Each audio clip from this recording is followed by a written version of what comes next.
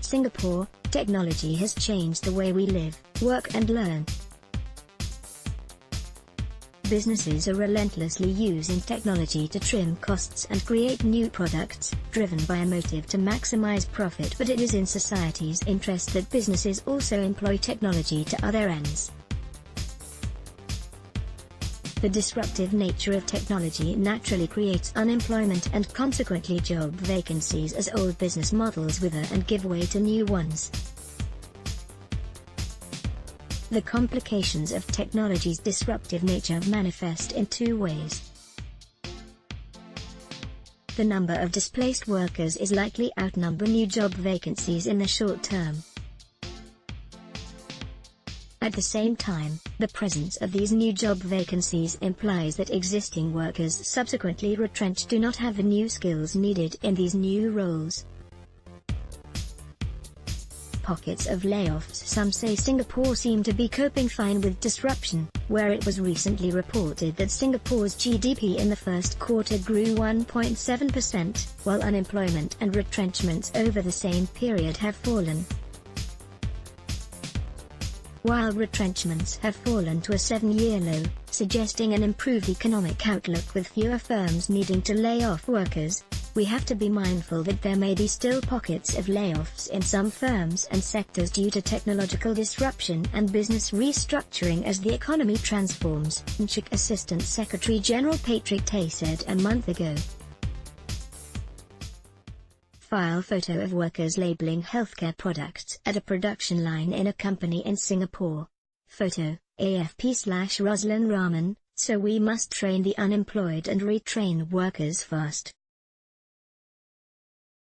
In this, technology must be employed to train workers to fill out these job vacancies to keep pace with technology's creation of unemployment. It is only when we can use technology to convert unfilled job vacancies to filled vacancies that we can say technology is neutral to job markets. But technology is not neutral to job markets now. As long as companies are motivated to employ technology to create new business opportunities, products and services and are financially rewarded so, the training role of technology and reskilling workers to fill new roles will lag behind. To the extent that there is little business imperative for companies to aid workers to transition into new roles, it can be said that there is market failure in training and government intervention should be expected. But how to intervene is not so straightforward. Help workers move into new growth areas. A typical firm normally will use 70% of its resources to at least maintain their market share in existing products, devote 20% to boosting related products and focus 10% on creating new products, based on business surveys. Companies use technology to compete in all these three lines of activities. As we expect, new technologies will lead jobs engaged in the production of existing products to be redundant, while there may be both job displacement and new vacancies in the production of related products. Most new roles are created in the production of new products. Since all three activities are under one top management, it seems incumbent on company leaders to make reskilling existing workers a priority so that job vacancies can be filled quickly by people already familiar with the company's operations and practices. An elderly worker using a mobile phone. Photo, Jeremy Long. The most agile and innovative companies already attract strong talent, yet so many organizations are obsessed with chasing after new talent rather than retaining those they have. A mindset shift may be needed where the most vulnerable workers in this regard are matured, middle-aged workers. Reskilling a company's current manpower, rather than looking for onboarding and training young hires, seems like a more time and cost-effective approach to human capital management for companies. From a macroeconomic perspective, it is also a more efficient approach to job skills matching in a tight labor market, and as the economy restructures.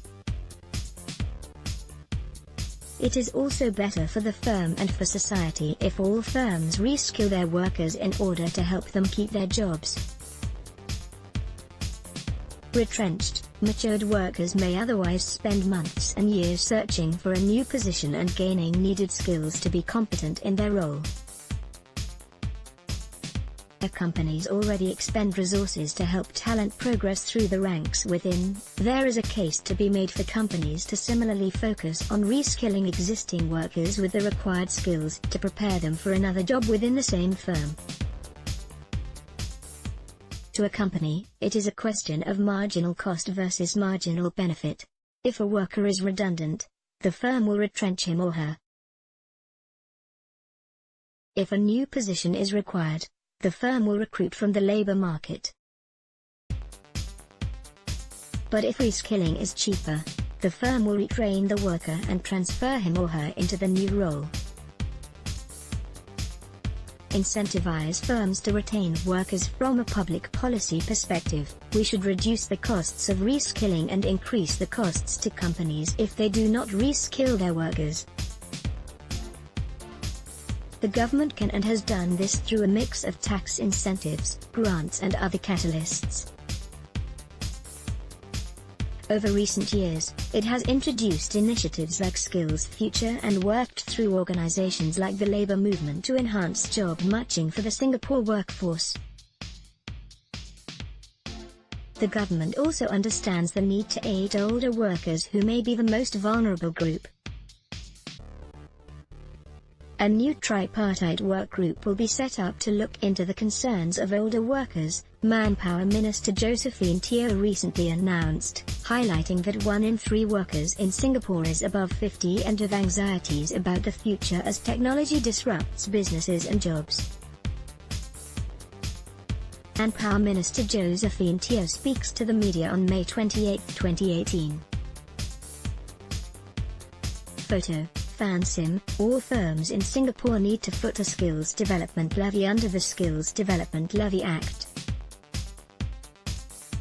Payable at 0.25% of the monthly remuneration for each employee, and administered by Skills Future Singapore, the funds are used to subsidize firms when they retrain their workers.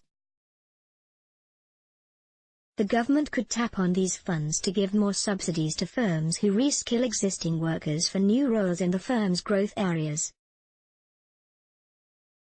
By helping firms to fill positions of potentially high growth, this also supports our public policy objective of encouraging innovation and supporting companies who take calculated risks. When firms reskill existing workers for the production of new products, there is little economies of scale and the new product may be risky and short-lived.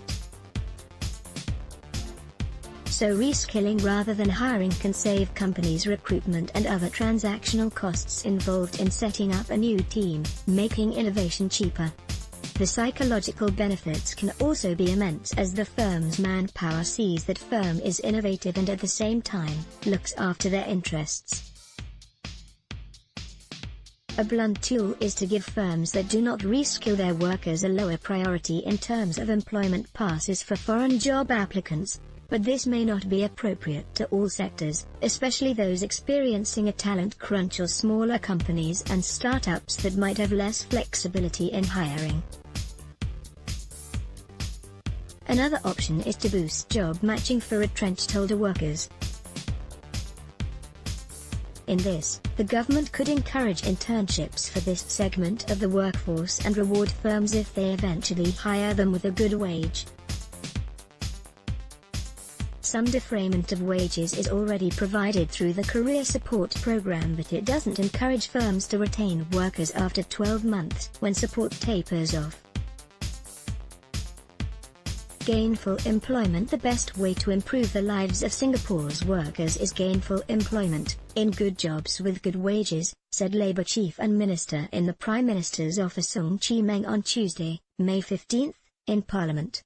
It is critical that our businesses take the lead and do the right thing, that when our workers do their best, remember to share the gains with their workers and give them what is fairly theirs, he said. This also applies in helping older, matured workers deal with disruption, where they in turn can contribute back to a company's goals, given their years of experience and knowledge of the business. So we should focus our efforts on tackling this chief manpower challenge. Chu Soon Beng is Professor of Economics and Industrial Relations at Nanyang Technological University.